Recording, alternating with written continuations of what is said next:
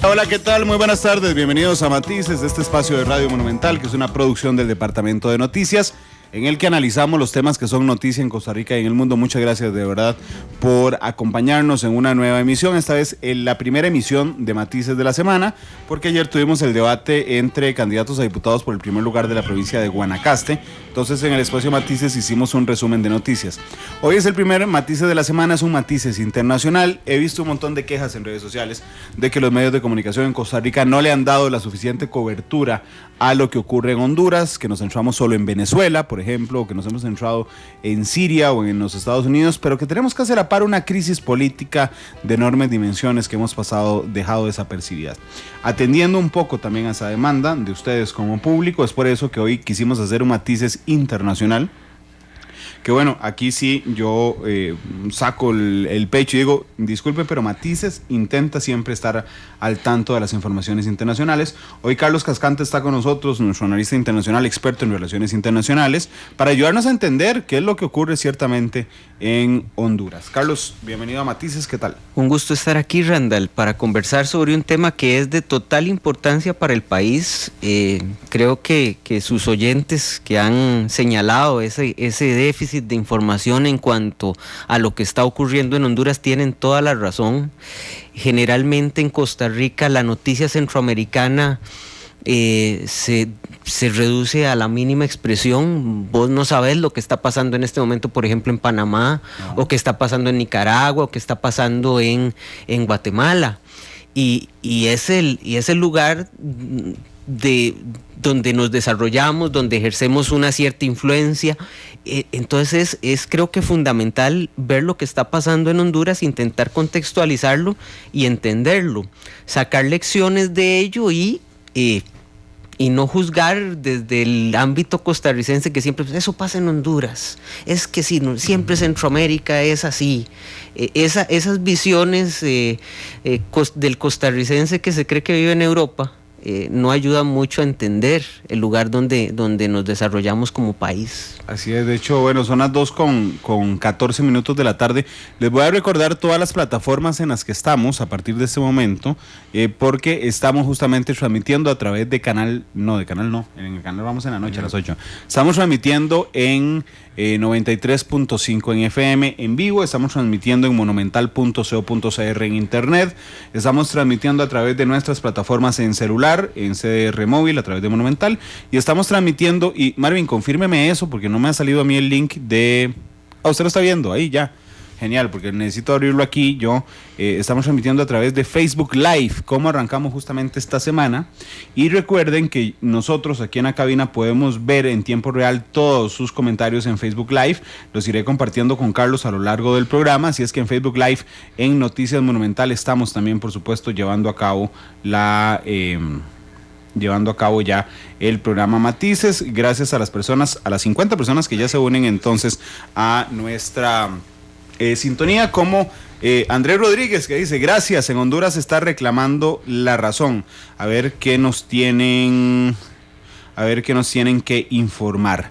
Gracias, Andrés, gracias a todas las personas. Empezamos muy bien hoy, el Facebook Live, 50 personas de arranque en un tema, por supuesto, que se las trae. Lo pueden hacer también a través de Twitter, en @monumentalcr, y en Facebook, les decía, en Noticias Monumental. Edwin León dice: monitoreado desde Escazú.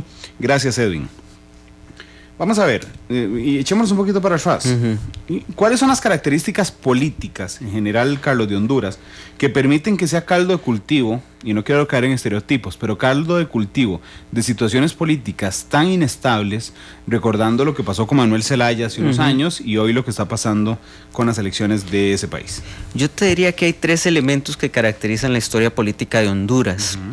En primer lugar, una construcción del Estado muy tardía. Okay.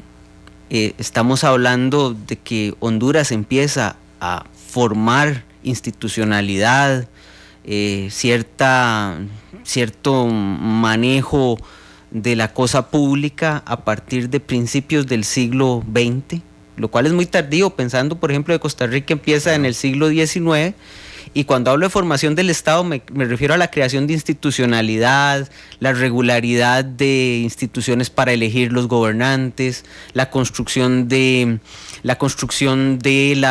los parlamentos, de las cortes, etcétera, etcétera.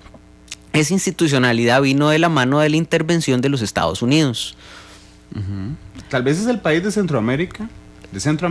Junto con Nicaragua, históricamente. Ajá. Sí, bueno, antes de la Revolución Sandinista, donde hubo una presencia estadounidense, claro, muy clara. Claro, Honduras desde el siglo XIX, a raíz de las compañías bananeras que se instalan en Honduras, que se van a hacer motores de la construcción del Estado, claro, a su favor, no a favor de la población, a favor de ellas, claro, motivan el ingreso de los Estados Unidos al juego político hondureño y van generando ese Estado.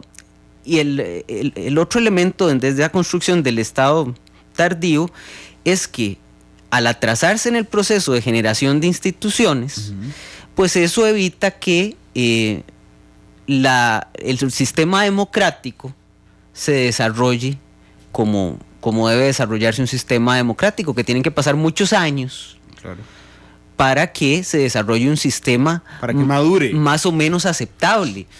Por ejemplo, aquí en Costa Rica, durante todo el siglo XIX y hasta muy entrado el siglo XX, todas las elecciones se manejaban con algún nivel de fraude. Claro. Y no era mal visto por los partidos políticos del momento. Con eso te digo que para llegar a un estado que se considera que el fraude es mínimo, casi no existe o inexistente, tienen que pasar muchos años. Claro. De hecho, las constituciones políticas costarricenses entre 1848, que se funda la República, y 1949, que es la vigente, hay una enorme cantidad de constituciones. Es correcto. Y una enorme cantidad de intentos fallidos. Es decir, la madurez política de un sistema se logra con los años. El segundo elemento está vinculado con el papel estratégico geopolítico de Honduras en la región centroamericana. Honduras era el estado, por su debilidad, que se convertía en el comodín del dictador de turno centroamericano. ¿Qué quiero decir con esto? Ante la debilidad hondureña, si yo era el dictador guatemalteco, yo quería tener mucha influencia sobre Honduras para dominar a El Salvador. Si el dictador salvadoreño era el más fuerte, su lógica era tener dominio sobre Honduras para perjudicar a Guatemala. Eso se va acabando con la intervención de los Estados Unidos, que va poniendo orden y dice, bueno, aquí no se pelean entre ustedes porque yo mando. Eso a principios del siglo XX. Okay. ¿Cómo va a hacer eso Estados Unidos? Básicamente, bajo tres elementos. Uno es dominar el financiamiento, que es la famosa diplomacia del dólar, cuando los Estados Unidos toman un país, le prestan dinero y posteriormente, cuando usted no puede pagar, dominan el Estado, crean un banco central, dominan las aduanas y con eso dominan todo el sistema financiero de un país para pagarle a sus banqueros y para ir construyendo las finanzas públicas del país. Y eso implicaba tener una Guardia Nacional, un ejército nacional que pudiera controlar a los que no estaban de acuerdo. Entonces los Estados Unidos entran en un proceso de modernización de los ejércitos en Centroamérica y uno de los casos fue Honduras, el otro más famoso fue Nicaragua. Entonces el ejército en Honduras durante todo el siglo XX fue fundamentalmente la única institución total en Honduras. O sea, la institución que tenía espacio en todo lado, que se había logrado desarrollar. Y en los 80, cuando nos enfrentamos a un conflicto centroamericano de izquierda contra derecha, de occidente contra la Unión Soviética, Honduras, cuando Nicaragua se vuelve la Nicaragua sandinista, los Estados Unidos invierten en Honduras cualquier cantidad de dinero para tener un ejército fuerte que controle ese patio trasero. Eso lo que te generó al final del día es que el ejército sea una fuerza fundamental para entender a Honduras. El último elemento para entender esta crisis es cómo se desarrolló la política interna de Honduras. Y fue básicamente a través de dos grandes partidos, un modelo bipartidista. El Partido Nacional, que es el partido de Juan Orlando Hernández. Y el actual presidente. Ajá, que también fue el partido de Tiburcio Carías. Ok. Y por eso está ligado al ejército. Y el Partido Liberal, que era la oposición. A partir de la década de los 80, ese sistema político va a ser un sistema en el cual 4 años gobierna el Partido Liberal, 8 años, por el Partido Nacional siempre ha sido, digamos, el partido hegemónico, gobierna el Partido Nacional, nuevamente vuelve el Partido Liberal, retorna el Partido Nacional. La Constitución del 82 estableció la imposibilidad de la reelección, porque se consideraba que para evitar la reelección la reelección tiene el problema en ciertos países que puede generar que las personas quieran continuar indefinidamente en el puesto. Sobre todo en algunos países de este lado del planeta. Bueno, es que el problema es un poco el régimen presidencialista. La Merkel ya va para los 12 años. Gracias, Chireta. La Merkel ya va para los 12 años, pero es un sistema distinto, funciona distinto con otras condiciones distintas. Aunque alguien gobierne, no es un sistema personalista. El sistema presidencialista es muy personalista al final del día. Entonces, en la Constitución del 82 se establece la prohibición de la reelección, pero van a poner una prohibición, digo yo, reforzada, porque los constitucionalistas hondureños van a desarrollar algo que en el derecho constitucional es algo que ha ido eliminándose con el paso del tiempo, que es algo que se llama las cláusulas pétreas.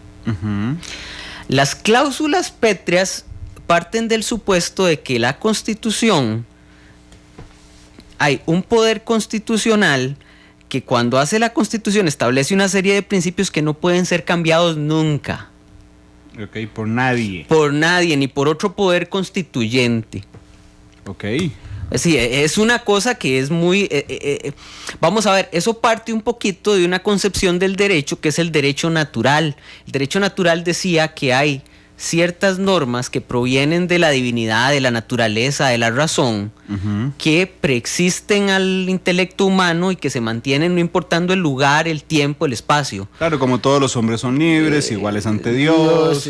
Toda la lógica de los derechos humanos, inalienables. Bueno, las cláusulas pétreas también son un primo de esa concepción. Okay. Y entonces te dice que no puedes variar nunca esa cláusula pétrea, ni aunque quieras. Y que fue el expediente que le hicieron a Zelaya. Cuando Zelaya empezó con esto de la reforma constitucional, los que estaban en contra lo que decían, vea, no, es que la Constitución de Honduras tiene cláusulas pétreas, que eso no puede ser eliminado nunca por nadie, ni por el poder constituyente, ni por el tribunal constitucional, ni por nadie. Sí, ya está escrito ahí. Ya está pétreo, está escrito en piedra. Sí. Dice Andrés Rodríguez, jaja, hizo sonada Randall con Merkel, Carlos. Edier Villalobos dice, en Honduras hubo fraude electoral dirigido por la derecha fascista y apadrinado por Estados Unidos. Bueno, vamos a tener más elementos para sacar conclusiones. Ingeniería topografía, dice, es posible que estemos acercándonos a situaciones similares en algunos países vecinos por la corrupción que estamos viviendo. Más adelante lo vamos a ver, solo que no quiero dejar ningún comentario sin leer. Paul Solís dice, saludos Randall, excelente programa, hoy una vez más, como todos los días, informándonos con matices. Felipe Sainz dice, excelente tema, manteniendo las distancias, que no nos pase lo mismo, máximo ante un proceso electoral. Giovanni Galdames dice, me sorprende que los medios de comunicación en Costa Rica no están dando cobertura real y mienten ante la realidad que sufre Honduras. Felipe Jiménez dice, escuchar Radio Monumental 93.5, Barba, San Pablo, saludos a todos en cabina. Y Arturo Luz Jiménez nos saluda desde Austin, en Texas. Saludos, Luz. Arturo Bolaños, ¿por qué reclamo en redes sociales y otros medios que dicen que no se está informando sobre Honduras? ¿Hay bloqueo desde Honduras o en Costa Rica los medios bloquean información? Saludos cordiales desde Limón. También, bueno, estas son parte de los comentarios que tenemos a esta hora en Facebook Live. Un comentario sobre el bloqueo que dicen que existe en los medios. Yo no creo, o sea, honestamente que exista bloqueo. Yo creo que es que no dimensionamos. Yo creo que no les importa. Exactamente, más que es peor que el bloqueo, porque el bloqueo se hace sobre algo que importa. Yo creo que el bloqueo, que no es tal bloqueo, sino que simplemente no nos interesa porque no nos damos cuenta lo que va a implicar el problema de Honduras si escala. Pero además yo creo que en general la agenda internacional le importa poco a los medios de comunicación en Costa Rica. Es correcto, tradicionalmente nota al pie, en una encuesta que condujo el CIEP de la UCR, haciendo una pregunta de cuánto sabe la gente de política internacional en Costa Rica, un 5% sabía cuál era el nombre del canciller de turno. Ok. Eso lo que te dice es que a nadie le importa mucho lo que pase, lo que haga Costa Rica en el mundo, pero también te dice que te importa muy poco lo que pasa en el mundo. Sí, por supuesto. Sí, y yo lo que creo efectivamente es que si ya le restamos relevancia a la información internacional, a la información internacional centroamericana le restamos aún más relevancia. Creo Entonces, que sí. Lamentablemente, yo creo que hoy, Matices, hora y media cubriendo esto, seremos más minutos que todos los medios de comunicación demás unidos en este país. Correcto. Cubriendo Correcto. el tema. Algo que por supuesto es muy triste. Correcto. Bueno, vámonos ya hablamos sobre la historia, digamos, sobre los fundamentos de... Las estructuras. Sí, la estructura, pero vámonos a la historia reciente. Que no sé si quieres arrancar ahí, puedes arrancar donde quieras, pero me gustaría que arranques con Zelaya. Yo creo que para entender, ya entendimos que es un país que tiene unas estructuras políticas muy tradicionalistas, que tiene un sistema jurídico muy tradicionalista, que tiene una historia de inestabilidad política, donde la estabilidad la ponían desde afuera, no desde adentro, y que cuando se abre el espacio para ponerla desde adentro es muy difícil de instalar. Creo que para entender la historia reciente tenemos que remontarnos al gobierno de Manuel Zelaya. Manuel Zelaya gana por el Partido Liberal. Okay. Con una línea crítica de las políticas neoliberales. El Partido Liberal, vamos a ver, el Partido Liberal siempre ha sido considerado un partido de derecha, pero no de extrema derecha. El Partido Nacional sí ha sido considerado extrema derecha.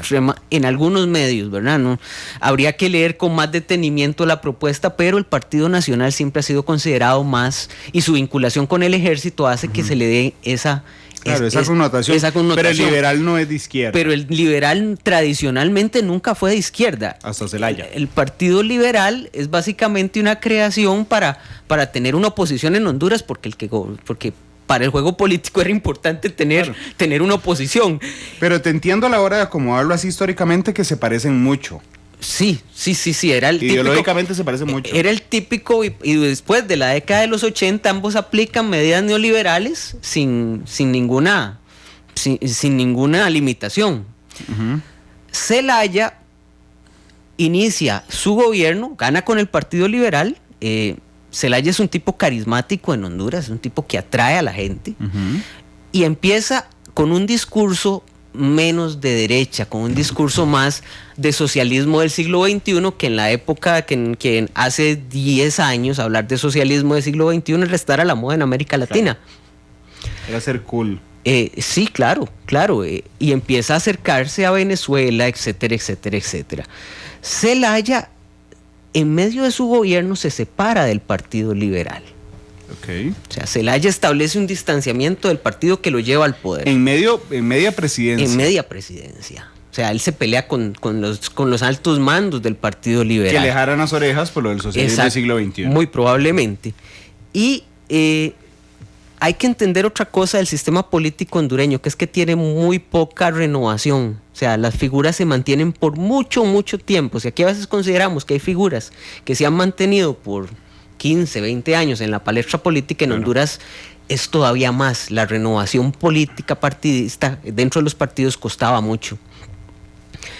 Y entonces Zelaya empieza a pelearse contra los grandes mandos hondureños, hasta que se produce el intento de Zelaya de hacer una consulta popular para llevar adelante un proceso de reelección. Y ese es el detonante que hace que se produzca el golpe de Estado que vivimos en el 2009. Un golpe de Estado que expulsa a Zelaya de Honduras, establece un gobierno con el presidente del Congreso, Micheletti, y que provoca que nadie reconozca a Honduras por un largo periodo de tiempo, y que por un tiempo se cierre la frontera y genere un caos económico para Centroamérica, porque la mayor parte del comercio centroamericano se hace por tierra. Y Honduras es clave. Hay que pasar. Hay que pasar por Honduras, no te queda de otra. Inclusive para exportar a México. Entonces, imagínese lo que para un país como Costa Rica significa que le cierren Honduras. Claro, es la entrada al mercado guatemalteco. Exactamente. Al mercado mexicano. Y en algunos casos, no sé, al mercado estadounidense, Carlos. Me imagino. Entonces, imagínese usted lo que es para este país, para Costa Rica, que se haga una crisis en Honduras, porque tenemos que resolver si se reconoce o no al gobierno de Honduras. Y eso lo vivimos en el 2009. Micheletti, perdón, era del Partido Liberal. Es correcto. Del presidente Zelaya. Si no me equivoco. Okay. Zelaya, si ustedes recuerdan bien, viene a Costa Rica, se refugia en Costa Rica primero, o sea, lo mandan, no porque él haya querido, sino porque lo mandaron en un avión para acá. Presidente Arias lo recibe e inicia un proceso de mediación del presidente Arias, que era un proceso de mediación muy difícil de llevar a cabo porque no estaba reconociendo, el gobierno de Costa Rica inmediatamente no reconoce el golpe, entonces deslegitima una de las partes. Es muy difícil ser mediador cuando usted ya dio un juicio de valor sobre la legitimidad de una de las partes. El proceso en realidad no lleva mucho. Y Honduras jugó, el gobierno apoyado por el ejército de Honduras jugó estratégicamente muy bien porque quedaban muy pocos meses para el cambio de gobierno. Entonces ellos prefirieron aguantar el no reconocimiento internacional para hacer el proceso electoral y que cuando llegara el nuevo presidente, ese sí fuera reconocido. Ese sí fuera reconocido, lo cual fue una movida estratégicamente inteligente. No digo que sea buena, sea mala, digo que es fue estratégicamente bien jugado por la oposición que en ese momento tomó el poder en Honduras. ¿Qué va a provocar esto? Que Zelaya quede en el exilio hasta que logren negociar que Zelaya vuelva al país. Pero en el mediano plazo lo que provocó el golpe de Estado fue que Zelaya se separara del Partido Liberal, destruyera el bipartidismo, porque Zelaya atrajo a una amplia cantidad de votantes del Partido Liberal. Por eso te decía que Zelaya es un tipo bastante carismático, en los términos en que él se fue del partido y lo acompañó una buena parte. Y él funda su propio partido político que se llama Libertad y Renovación, Libre, el Partido Libre, que tal vez los oyentes hayan escuchado, Libertad y Renovación, partido que él funda con su esposa. Como él no puede aspirar a la reelección, y la reelección le trajo muchos problemas, en las elecciones del 2013, que es la primera, el Partido Libre se funda en el 2011 con la llegada de Zelaya. Para las elecciones del 2013, el Partido Libre se presenta como opción electoral. Eso rompía el bipartidismo, porque el Partido Libre sí por la movilización política, tuvo verdaderas opciones de ganar. Al mismo tiempo que se forma el Partido Libre, Nasrallah, Salvador Nasrallah, conocido por todos los que vivimos la década de los 90 por ser un narrador de fútbol, entra y funda su propio partido político. Creo que el Partido Anticorrupción, PAC. PAC. ¿Sí? Partido Anticorrupción, el PAC. Qué cosas da la vida. Sí, qué cosas da la vida. Y vamos a las elecciones del 2013, que es el segundo gran elemento para entender la crisis de ahora. El elemento reciente para entender la crisis de ahora. Ok, son 4 partidos con opciones reales de ganar los que van a las elecciones de 2013. Durante mucha parte de la campaña, las encuestas dan ganador al Partido Libre. Ok, al de Zelaya. En segundo lugar, al Partido Nacional de Juan Orlando Hernández, el actual presidente. Mauricio Villeda, una figura del Partido Liberal, aparece en tercer lugar, y el que sorprende es Nasrallah, porque aparece dentro de las encuestas. Una persona que nunca se había metido en política. Él jugaba el papel del outsider, que es muy apetecido en sociedades en las cuales, y vamos a incluir la costarricense, el hartazgo de la clase política tradicional pues motiva a figuras outsider que puedan jugar con ese argumento de que yo nunca he estado metido en política. Al final del partido, final de la campaña, el Partido Nacional gana con un 36% de los votos. En Honduras, otro elemento constitucional importante, no hay segunda ronda, el que gana, gana. Aunque tenga el 1% con que tenga la mayoría de votos, gana. En segundo lugar, queda el Partido Libre con un 28%, a 8 puntos del primer lugar, pero ya denunciando posibles fraudes electorales. En tercer lugar queda el Partido Liberal con un 20%, es decir, queda muy mal parado. Sí, imagínate un partido que había llegado a el histórico. Y el partido de Nasralla llega con un 13%. Ok, nada más déjame aquí hacer dos valoraciones. Una es que se nota que en los últimos años el poder dentro del partido, o sea, Zelaya es casi el Partido Liberal. La mitad. Pues Zelaya se va. Un poquito más de la mitad del Partido Zelaya Liberal. Se va y se lleva un montón de gente. Es correcto. Y deja a el Partido Liberal en el suelo. Sí, y es que vamos a ver, el otro elemento estructural de Honduras. Honduras vive con de un 50 a un 55% de personas que viven bajo la línea de pobreza. Entonces, la cuestión social, el discurso social, tiene mucho peso en la política hondureña. Ok, déjame leer algunos comentarios de los que nos han llegado esta tarde. Mariano Chavarría dice: con mucho respeto, primero arreglemos los problemas de nuestro país y después analicemos a los otros países.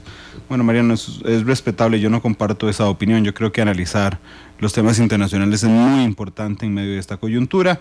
Edwin, igual te agradezco muchísimo que nos hayas escrito. Edwin Montero nos reporta sintonía. Norman Odio dice: profesionalismo en radio. Gracias, Randall. Sintonizando desde Los Ángeles, California. Gracias, Norman. Nelson Chávez dice: saludos, Honduras. Pregunta: ¿si Honduras tiene el ejército más poderoso de Centroamérica? El económicamente más fuerte de Centroamérica. El económicamente más fuerte lo tiene Honduras. No solo a nivel de ejército, sino a nivel económico. El ejército de Honduras tiene banca, el ejército de Honduras tiene inmobiliarias, el ejército de Honduras después de los 80 se reforzó a muchos niveles. O sea, quedó debilitado en la parte de influencia política, pero se reforzó en su influencia económica dentro de Honduras. Es fundamental tener el ejército. Es fundamental tener el apoyo del ejército. Juan Orlando Hernández gana en 2013. Tiene el apoyo del ejército, que históricamente me decías siempre ha sido más vinculado al partido. Zelaya, cuando fue presidente, no logró romper esos... No, de hecho, si vos ves el levantamiento contra Zelaya, el militar, el que pone el orden es el ejército. El que permite el golpe. El que permite el golpe y pone orden. O sea, porque vamos a entender que hubo un levantamiento social y alguien tenía que poner orden. Sí, lo puso el ejército. Lo puso el ejército. Y dejó a Micheletti y siguieron el orden constitucional que decía, bueno, de puesto a quién vamos a poner, al presidente del Congreso, O sea, guardando algunas formas constitucionales. Sí. Claro. Ahora, claro, del otro lado te van a decir, bueno, es que Zelaya hizo algo completamente inconstitucional, puso una urna en un proceso que nada que ver para ver si... Sí, Zelaya violó la Constitución. Entendiendo la Constitución como esa cláusula pétrea. Sí. Así llegamos a 2013. Una cosa muy importante, Randall, de las elecciones de 2013 es que ya en la observación electoral hay un documento muy bueno que el Estado de la región produjo para su informe, creo que del año anterior, que es un análisis de las estructuras de la gestión electoral y de los partidos políticos en Centroamérica. Documento que el que esté interesado en ver, digamos, cómo se gestiona electoralmente, las debilidades de los sistemas electorales centroamericanos, es bueno que le den una ojeada. Ahí se retoman algunas de las críticas que hicieron los observadores electorales al proceso de 2013. En primer lugar, lo que dijeron los observadores electorales de la Unión Europea fue que la imparcialidad del órgano electoral era cuestionable. Era cuestionable. Que ellos habían percibido en el proceso algún tipo de favoritismo político del órgano electoral, del Tribunal para Superior. El Partido Nacional. Para el Partido Nacional. Segundo lugar, que había muchos espacios en el sistema que podían aprovecharse para fraude. Es decir, ellos nunca aseguraron que hubo fraude, pero dijeron que el sistema daba espacios. Entre ellos el registro electoral, donde ellos dicen algo muy fuerte, que es que el 30% del registro electoral, o sea, del padrón electoral, está conformado por gente que está muerta. ¿Cuánto por ciento? 30%. 30%. Sí, por Dios. Imagínate lo que es eso de espacio para el fraude. Y si el partido con más votos tuvo 36%. Exactamente. Es quedar en segundo lugar los muertos. Podían quedar en segundo lugar si hubieran presentado un candidato potable. Un candidato vivo, sí. No, pero ve el problema que es esto. Ve el problema que es esto. Aquí, por ejemplo, en Costa Rica, el padrón se cierra con un nivel de la gente que se muere en el transcurso de lo que se cierra el padrón y la elección. Sí, claro. Pero no va a alcanzar el 30%. Pero nunca va a alcanzar, porque tenemos un registro civil que tiene más de 100 años de historia registrando y modernizándose. Por eso era importante el tema de la madurez del sistema. Es madurez del sistema. Ahí el sistema no estaba maduro, porque el sistema constitucional del 82 es el que va creando estas instituciones al final del día. Y además, lo que señalaban, lo que termina concluyendo este informe del Estado de la Región, este documento del Estado de la Región, una de las ponencias que se preparan, lo que termina concluyendo es que junto con Nicaragua, el sistema de gestión electoral hondureño es el más deficiente de todo Centroamérica. Okay. Lo cual ya es una consideración de bastante peso, ¿verdad? Por ejemplo, una de las otras deficiencias que señalaba es que no tiene un presupuesto independiente, en términos de que se diga, bueno, todos los años se le va a dar tanto por ley, por constitución, o sea, no le asegura independencia económica, sino que cada año hay que luchar la independencia económica. Entonces, primero, un sistema bipartidista ya destruido, porque en el 2013, aunque no haya ganado un partido no tradicional, el sistema está destruido. Ya está, ya hay más actores. Con una gestión electoral débil y con un país que está cansado de la política, porque llegó a votar si no me equivoco, el 59% de los electores. Esto es 41% de abstención.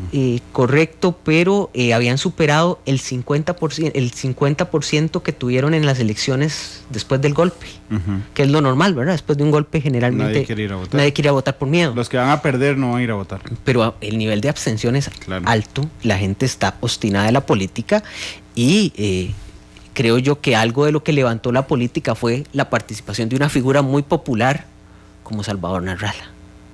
Ok.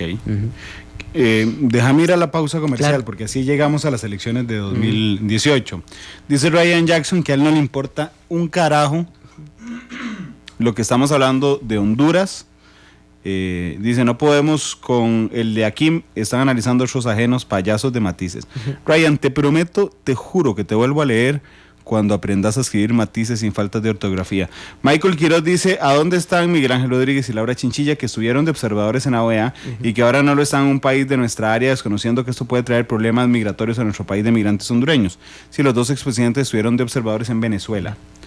Andrés Rodríguez dice, pareciera que en Honduras hay una dictadura de derecha. Luis Andrés Arguedas dice, siempre he pensado que un país con ejército, al menos en Latinoamérica, es más propenso a que surjan dictaduras porque los gobernantes se valen de esa institución, entre comillas, para perpetuarse en el poder. Felipe Sáenz dice, el que diga que no le importa analizar la política internacional, cree que vive solo en el planeta, es importante saber cómo vive su vecino. Wilson dice que excelente programa, muy interesante. Dice Alonso Matarrita, conocer y comprender la dinámica internacional permite entender los problemas nacionales, regionales y globales. Y nos hace una pregunta respecto a Honduras, que si se puede proyectar un país mucho más débil democráticamente, donde los intereses económicos, militares y políticos tienen una burbuja al pueblo hondureño. Esa es la historia de Honduras. ¿Y por qué Costa Rica no se ha mantenido tanto al margen? Manuel Quiroz dice, Manuel Quiroz Burgos, dijiste su nombre distinto. Perdón, Manuel. Manuel Emilio, dijiste mal mi nombre. Manuel Emilio Quiroz Burgos, es que no viene el Emilio ahí. Muchas gracias, esos son los comentarios que hay en Facebook Live. Y voy a revisar nada más momentáneamente Twitter. Dice Gustavo Araya, además analizar lo que sucede en Honduras es un reflejo de lo que sucede si dejamos de creer en el sistema. Karina Alpizar dice saludos, excelente análisis internacional, gracias Karina. Marco Rodríguez dice comentar sobre la intervención de Venezuela en las elecciones de Honduras. Ya vamos a volver de la pausa. Alex dice cuando tuvimos el proceso electoral entre Oscar Arias versus Otón Solís, ¿cuánto tiempo pasó hasta que el tribunal dio un ganador? Y no recuerdo bloqueos, toques de queda ni nada de eso. David Díaz Randall, podríamos ampliar acerca de Salvador Nasralla un poquito, con ese tema no se va a tocar. Alexis dice excelente matices en Facebook Live, sin duda el mejor programa, gracias Alexis. Zach dice muy válida la crítica, sigo Twitter, periódicos de cada país centroamericano para enterarme. Bueno, vamos, no sé si me he perdido algunos segundos, pero no he escuchado a Porfirio Lobo Sosa. Dice David, Randall Rivera se los ganó. Los lentes de Turn Down for What. Y Jorge Escobar dice, Randall no lee pelota a esta gente que escribe tonteras. Sí, pero es que yo prometí que iba a leer todos los comentarios. Mauri Sánchez dice, es el soldado Ryan, no sabía. Excelente programa de hoy. Adrián Álvarez, es importante estar al tanto del entorno internacional. Más si son nuestros vecinos, más nos afecta. Excelente análisis, esto nos va a afectar a todos los centroamericanos, dice Carlos Tencio. Juan Manuel Aguilar, en Honduras hay una dictadura y un rompimiento del orden constitucional, pero lo de los medios de desinformación no les importa porque ahí no hay petróleo, no es Venezuela. Bueno, el ejemplo es que lo estamos teniendo hoy en el programa. Son las 2 de la tarde con 48 minutos. Vamos entonces a nuestra pausa comercial. Hubiera sonado Don't Turn for What, pero no tengo ganas. 2:48, vamos a la pausa, Marvin, ya volvemos. Dices, porque la realidad tiene muchos tonos. Tarde con 51 minutos, gracias por estar con nosotros hoy en Matices. Les quiero contar que hoy es uno de los programas donde más gente nos está siguiendo a través de Facebook Live y eso me hace sentirme muy orgulloso porque significa que los temas internacionales realmente no es solo una percepción mía y que yo tengo sueños de opio, sino que efectivamente los temas internacionales le importan a nuestra audiencia. Jessie Taylor dice, a algunas personas les va mejor escuchar reggaetón que escuchar Matices, por Dios, el reggaetón es calza más con respecto... Ok, ya no voy a seguir, eso es injuria. Dice Juan Pablo Villalobos, los que dicen que no les importa qué pasa en otros países centroamericanos tienen una amplitud tan grande como la de un bombillo. Ok. Renato Jiménez, gracias Randall, se aprecia el esfuerzo para educarnos. Yo sí considero que saber cómo está nuestro entorno es una responsabilidad, no todo es fútbol, Navas o el cementazo. Así es. Hablando de Honduras, ¿vos es que Navas? No, Gerardo Porras, Randall, muy buen programa, gracias. Ronald Pérez, todos sus programas son excelentes. Carlos Rojas dice que invite a Jaime Ordóñez, muy honrado estaría yo de invitar próximamente a don Jaime, por supuesto. 2:52, te decía que bajo este panorama llegamos a las elecciones de 2017, 4 partidos. Correcto, un elemento nada más adicional, si uno piensa que no tiene que interesarse por lo que está afuera, ¿por qué tenemos internet si lo inventaron afuera de Costa Rica? Y para compartir chismes en Facebook, entonces si tenemos una posición de que lo que pasa afuera de estos 51,000 kilómetros no importa, no tengamos internet. Así es. En fin. Estoy de acuerdo con vos. En fin, ¿qué pasa? Marvin ya no son. Sí, hay que traerle los anteojillos negros a Carlos. Gracias, Marvin. 2:52. Bien, hay algo, el gobierno de Lobo, que es el que es electo para cumplir el mandato del 2009 al 2013, va a ser un gobierno primero con acusaciones de soborno de grupos narcotraficantes, es decir, Lobo es del Partido Nacional. Entonces, cuando llegamos a las elecciones del 2013 tenemos un partido, a unas elecciones del 2013 tenemos un partido nacional con acusaciones de corrupción muy fuertes. Y por eso Juan Orlando Hernández gana por un margen, digamos, de votación muy bajo, un 36% de que no llega ni al 40%. Okay. Hernández empieza su gobierno y en la mitad de su gobierno, miembros de su partido presentan al Tribunal Constitucional de Honduras un recurso para que se declare inconstitucional la reelección que establecía la Constitución de 1982. La prohibición. Exactamente. Lo mismo que pretendió hacer Zelaya. Sí. Solo que con menos melodrama, digamos. Con menos, Zelaya puso una urna. sin hacer actos populares, nada más ante el Tribunal Constitucional. Desde la legalidad. Desde la legalidad. Aquí puede decir la gente, eso es muy parecido a lo que pasó en Costa Rica. Es un poco diferente, porque la prohibición de reelección en la Constitución de Costa Rica del 48 no está, sino que se impone posteriormente, en un proceso posterior. Sí, es muy interesante. Es cierto, no lo había pensado. José Figueres Ferrer fue 2 veces, primero la de facto. Correcto. 2 veces posterior fue presidente. Correcto. O sea, y vamos a vivir desde los 70 una lucha por volver a la reelección que se termina en el 2004. Pero en el caso hondureño es el poder constituyente que crea la Constitución la que la prohíbe. O sea, no es que vino después. Sí, no, es como si aquí los constituyentes del 49 lo hubieran establecido, prohibido. Correcto. Lo que tiene un peso más fuerte, digamos, en tema simbólico constitucional. O sea, no es que después vino alguien y se jaló un error de procedimiento, no, estaba dentro de la lógica de la institucionalidad que esa gente estaba construyendo. Okay. En la Constitución hondureña, los constituyentes del 82 incluyeron la prohibición de reelección. Correcto, pero el Tribunal Constitucional hondureño le da la razón a los peticionantes. No he tenido, para ser honesto, la curiosidad de leer el fallo y ver cuáles fueron los argumentos. Lo que se ha señalado es que fue muy rápida la resolución. Okay. Como insinuando que fue controlada por el Partido Nacional. Correcto, diciendo que parecía muy extraño que en unos pocos años se cambiara el criterio, estando la lógica histórica de la cláusula pétrea. Bueno, claro, entonces el Tribunal Constitucional le negó a Zelaya por considerar una cláusula pétrea la prohibición de la reelección, pero a Juan Orlando Hernández... Que los tribunales constitucionales pueden cambiar su línea jurisprudencial. Sí, pero es muy poco común que en tan poco tiempo. Eso bueno, y cambió, ¿no? Y que el procedimiento fue muy rápido. O sea, que se resolvió una cosa tan compleja, se resolvió muy rápidamente. Evidentemente, Juan Orlando Hernández, cuando sale a hablar sobre eso, dice, bueno, ha sido una decisión, nos queda respetarlo, yo valoraré en su momento si me interesa. Él nunca dijo que no, él dijo que lo valoraría en su momento.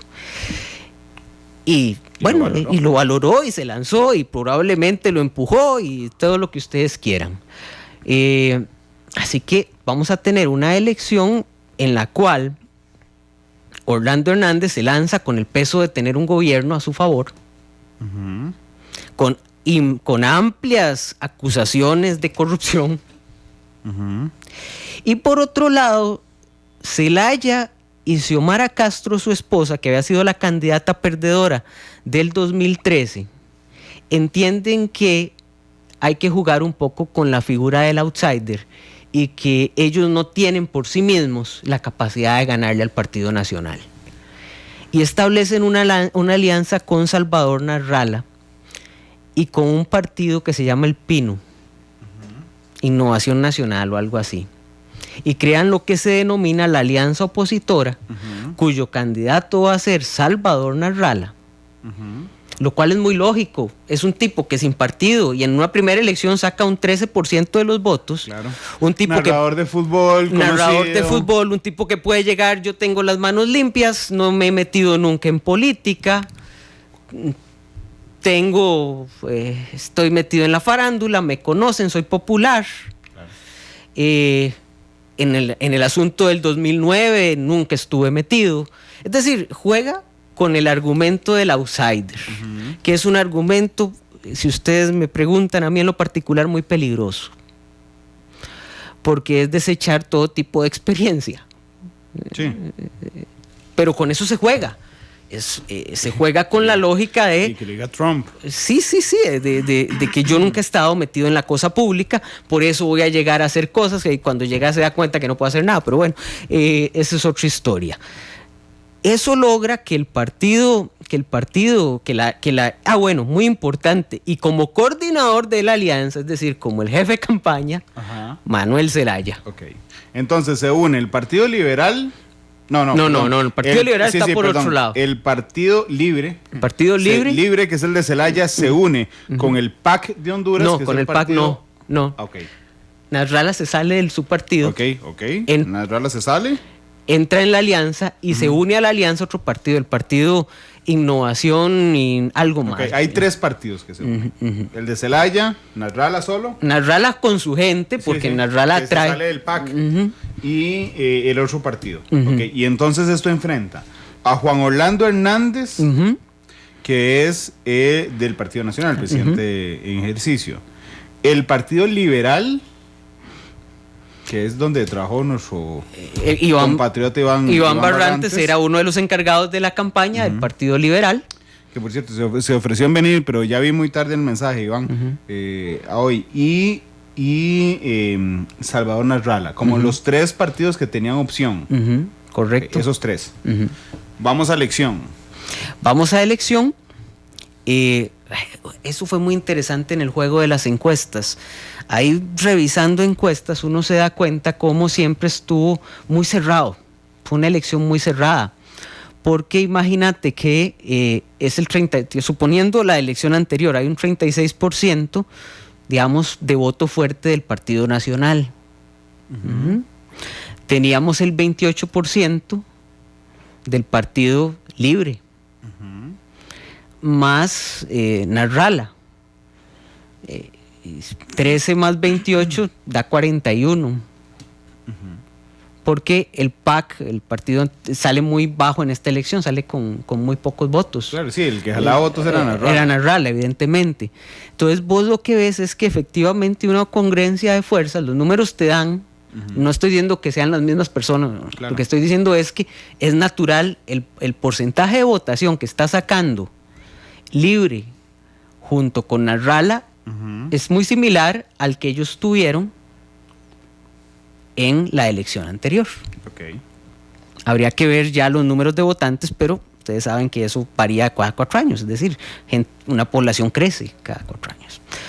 Bueno, lo cierto del caso es que durante toda la elección, y salía un poco punteando Nasralla, pero lo que empieza a empeorar la situación en el día de las elecciones, creo que es que empiezan a salir elecciones a boca de urna antes de que se cierre. Okay. Que se cierre el proceso, lo cual es, eso es desvirtuar un proceso electoral. Ya a partir de ahí vamos mal. Solo en Costa Rica no pasa, bueno, recientemente. Sí, hay un caso. Hay un caso. Noticias, pero recientemente no. No, incluso se ha prohibido encuestas el día antes, mostrar encuestas, porque para que las encuestas no vicien el...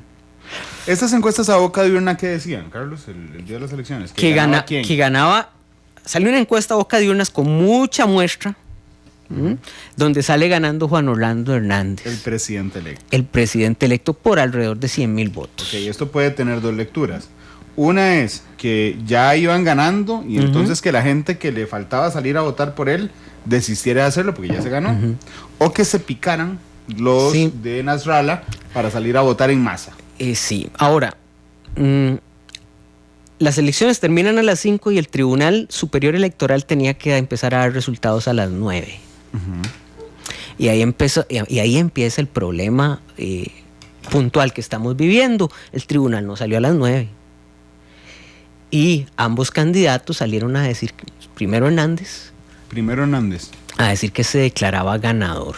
Creo que fue Hernández, sí, primero. Yo estaba viendo eso, estaba dándole seguimiento a Hernández primero, y después inmediatamente cuando sale alguien a decir que ganó y no hay resultados, tiene que salir Nasralla a decir que ganó, o sea, no queda. Pero el tribunal en silencio. Pero el tribunal no habla, y eso fue fatal. Para mí, desde el punto de vista, ahí ya empezó la cosa mal. Para decir que gana, Nasralla dice, bueno, yo tengo copias de las actas donde estamos ganando. Porque cada persona que participa por un partido en la mesa se va a llevar una copia del acta. Entonces es muy fácil para un partido político bien organizado, más o menos saber cómo está quedando el asunto. Okay. Depende de la velocidad de la transición de datos al final de las cosas. Pero no estaban todas escrutadas. No. Eso hay que dejarlo claro. El escrutinio fue lento. Sí. El tribunal empieza a dar resultados por ahí, si no me equivoco, de las 10 de la noche, una cosa así. Y sale ganando Nasrallah. Y por 5%. Por 5%. Sí. Con votos escrutados, con mesas escrutadas muy altas, Carlos, ya. ¿Con qué? Si mal no recuerdo, con el 60% de mesas. Sí, ya bastante. Sí, todavía se mantiene. No era un primer corte preliminar, era un corte respetable. Exactamente. Que de hecho me acuerdo bien porque en una transmisión de un partido de fútbol dan la noticia de que Nasrallah está ganando y que es casi como con un 5%. La estadística te dice que las mesas no es que lleguen unas mesas de un lado a otro, llegan todas las mesas y eso es una muestra considerable porque mucho de lo que están alegando los del Partido Nacional, los de Orlando Hernández, sí, es básicamente que los números estaban dando así porque estaban llegando mesas de los centros urbanos que eran partidarios de la alianza opositora, mientras que los grandes partidarios de ellos están en las afueras y que por eso tardaron más y que eso es lo que está dando el vuelco.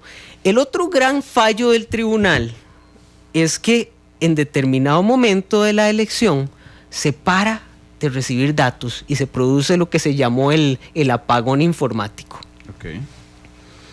que se prolonga por 12 horas. Cuando se vuelve a establecer, y eso es lo que quizá más cuestiona la alianza opositora, yo creo que con justa razón, lo que más cuestiona es, bueno, ustedes tardan tanto tiempo, las papeletas se empiezan a transmitir no desde los centros de votación, sino que se rompió la cadena de custodia de la transmisión de datos. Claro. Que eso es el gran problema, que se te rompa la cadena de... Cuando en una elección se dice, bueno, los datos se van a transmitir del centro de votación a tal lugar y de ahí al tribunal, esa cadena no se puede romper, porque es lo que da seguridad. Claro. De que el dato que salió de la mesa es el dato que se está contabilizando. Pierde toda la legitimidad. Pierde toda la legitimidad del caso, la elección. Pero no entiendo por qué se pierde la cadena custodia. Ni el tribunal lo ha sabido explicar. Ok, simplemente se rompe. O sea, cesa lo que alega, vamos a ver, lo que han alegado, y aquí todos somos espectadores y no estamos tan cerca para saber cómo pasó esto. Claro. Lo que alega la alianza opositora es los datos se empiezan a transmitir desde otro lugar que no era el indicado. Eso es lo que alegan.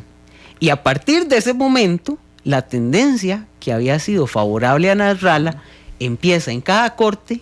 Supóngase que cada hora salió un corte a dar vuelta. Ok, entonces hay hasta que llegamos al punto, creo que eso ya fue como el miércoles, que sale arriba en el primer corte Juan Orlando Hernández, faltando 1000 y resto de mesas de escrutinio. Le da vuelta.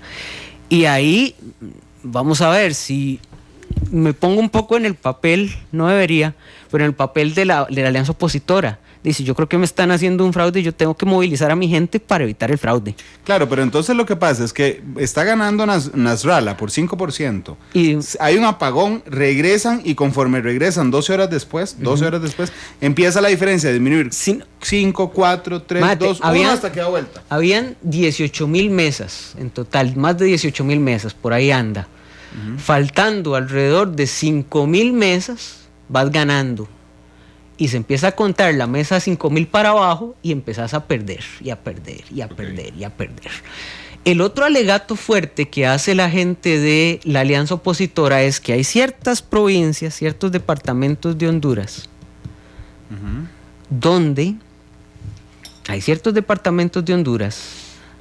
donde la abstención ha sido históricamente muy alta y en estas reportan un 70% de participación. Y tradicionalmente habían reportado 50% de participación. Sí, es que hay demasiadas cosas sospechosas. Se prestan muchas cosas para la sospecha. O sea, y creo que no podemos alegar... Yo lo que le puse atención era ver qué decían los observadores internacionales fundamentalmente. Porque el observador internacional te tiene que dar un panorama de cómo está la situación. Y los observadores internacionales, creo que para evitar mayores problemas dentro del país, guardan silencio y respaldan al Tribunal Electoral hondureño. Que es lo más fácil. Y habría que ver qué tan calientes estaban los ánimos, porque acuérdate que las primeras horas de levantamiento fueron tremendamente violentas. Claro, a lo que me refiero es que de cara al mundo, al planeta, a los organismos internacionales, a la diplomacia, lo más sencillo es decir, yo respaldo la institucionalidad de este país. Edwin León dice, el primer corte fue a las 2:35, ese Edwin, de la mañana, por presión de los observadores internacionales.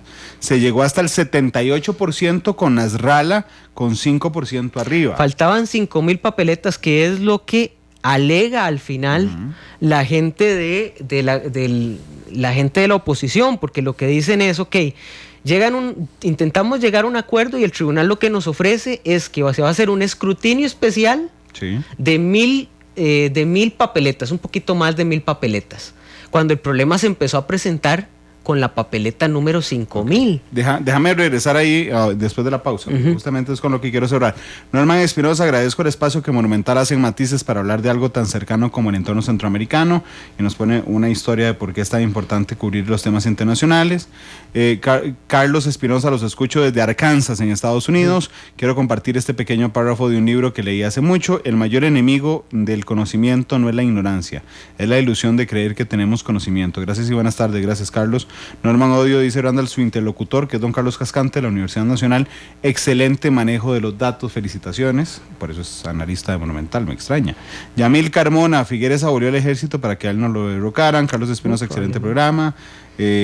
Dice Luis, déjeme ver porque aquí me corrí un segundo. Luis García, excelente programa, los matices internacionales son los interesantes. Iriana Chinchilla dice, al fin y al cabo estamos todos tan cerca que de los errores de otros países debemos aprender. Alexander Sánchez dice, me parece más discreta la posición del gobierno, así como de otras figuras de la política internacional. Paul Solís dice que es necesario estar al tanto de la situación. Lucía Chaverri dice que hasta su hijo de 8 años está escuchando sobre Honduras con atención. Gracias, Lucía, y a tu hijo también.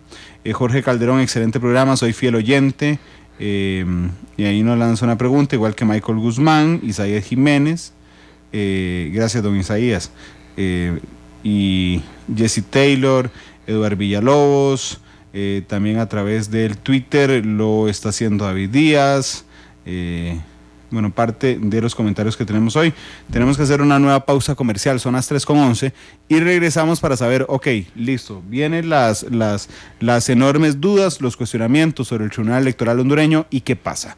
3:11, vamos a la pausa y volvemos.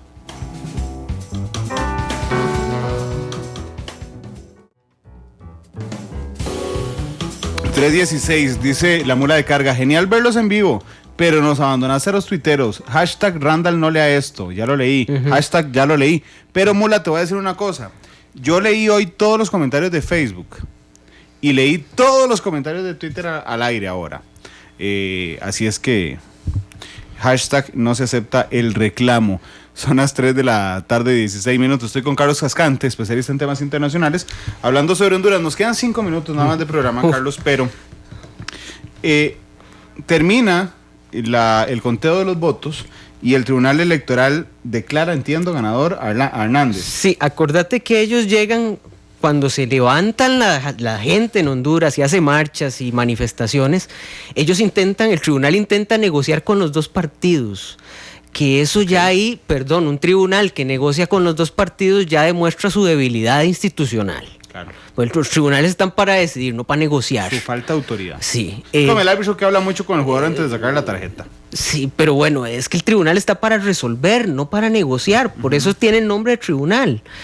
Sí. Intentan negociar que se pase por escrutinio especial las 1,000 papeletas. La oposición dice, no, tienen que cumplirnos 11 peticiones. Las peticiones abarcan 5,000 papeletas y la revisión completa de los 3 departamentos que se considera con una sospechosa participación política. Ok. El tribunal se queda en silencio y toma la decisión de iniciar el conteo de las 1000 papeletas con los observadores internacionales. A ese momento yo me imagino que los observadores están haciendo presión interna, pero no han salido a hablar. Creo que el tribunal termina y da como ganador a Juan Orlando Hernández. Ok, pero no le da la gana de contar las 5,000 papeletas. No, pero aquí es donde quiero puntualizar. Ya los observadores de la OEA dieron su informe final y recomiendan básicamente el conteo de las 5,000 papeletas que exige la oposición y además de los 3 departamentos. Okay. Con lo cual deslegitima aún más el tribunal y nos dice algo. O sea, no están diciendo que hubo fraude. Lo que dicen es que para garantizar la transparencia y la tranquilidad social, que lo más recomendable es hacer esos conteos. O sea, accede o considera igual que la alianza opositora que hay que revisar esas. Claro. Porque seguramente, digo, a muy de calle, el argumento sería, y si no temen, que lo revisen ya. Que cuenten las 18,000 mesas. Sí. Se tardaron en 1000 papeletas a toda máquina, se tardaron un día. Yo te diría que hay una necesidad de que eso se vea, porque si no, la deslegitimidad que va a tener el nuevo gobierno va a ser fatal. Va a tener una oposición desde el principio y la única forma va a ser intentar una represión a diestra y siniestra de la gente que se siente robada, porque no afirmemos que hubo fraude, pero si usted se siente defraudado y robado, va a reaccionar, exista o no exista realmente el fraude. La única forma de eliminar las percepciones es con datos objetivos. La única forma de eliminar la desconfianza, el día que eran los resultados, es volviendo a contar. Correcto. Entonces, digamos, la situación, si usted pregunta, Randall, ¿cómo va a estar la situación en los próximos días? La verdad es que es muy difícil vaticinar o lanzar perspectiva. Lo cierto del caso es que la alianza opositora sigue en su línea de que no va a aceptar los resultados. Sí. Y el gobierno parece que ya asumió que ganó. Y el gobierno tiene al ejército. Y el gobierno, bueno. Ese es un problema de negociación muy serio. ¿Qué frase para cerrar, Carlos? Y el gobierno tiene al ejército. Sí, y estableció un toque de queda. Es que es muy difícil. Y el ejército apoya al gobierno. ¿Qué es el otro detalle? Evidentemente, si no apoyaron a Zelaya hace unos años, tenemos que pensar que en este momento tampoco tiene esos apoyos. Y vamos a ver, aunque se ha llamado a la resistencia pacífica, lo cierto del caso es que la resistencia pacífica en un país con 50% de la población en la pobreza, con una inestabilidad y sin confianza en el sistema político, pasa por una buena intención. Y tras eso no clasifican al mundial. Hijo, de lo poco que puede a veces algún pueblo salirse de esa situación tan horrible. Sí, no era un comentario superfluo. Tiene que ver con la expectativa, con las válvulas de escape. Las válvulas de escape conoce perfectamente. Sí, es un pueblo sin válvulas de escape. Carlos, te agradezco mucho que hayas venido hoy. Yo he aprendido muchísimo. Siempre es un honor tenerte aquí en Matices. Muchas gracias, Randall. Yo estoy muy contento siempre de venir acá. Gracias a ustedes que nos acompañaron esta tarde en Matices. Los invito mañana en horario especial, 1:30 de la tarde. Será mañana Matices porque hay partido de fútbol temprano mañana de la cuadrangular final. Mañana estaremos transmitiendo a través de nuestro Facebook Live un conversatorio de varios candidatos presidenciales a través de Facebook Live, les decía, con jóvenes. Son los candidatos presidenciales con los jóvenes. Y entonces a la 1:30 hablaremos con los organizadores de ese conversatorio, que han hecho un trabajo enorme para que los candidatos, y ojo, en una especie de TEDx, tienen que llegar mañana, sí, lo vamos a pasar nosotros en Facebook Live, tienen que llegar mañana a pararse, a hablar 10 minutos con su vestimenta, su discurso, su relato, su manejo de la escena. Después les cuento quién no va. Apenas les dije eso. Son las 3:22. ¿Qué canción escogiste para cerrar? Una canción que dice cosas que uno muchas veces quiere decir, pero le faltan palabras. Because the Night.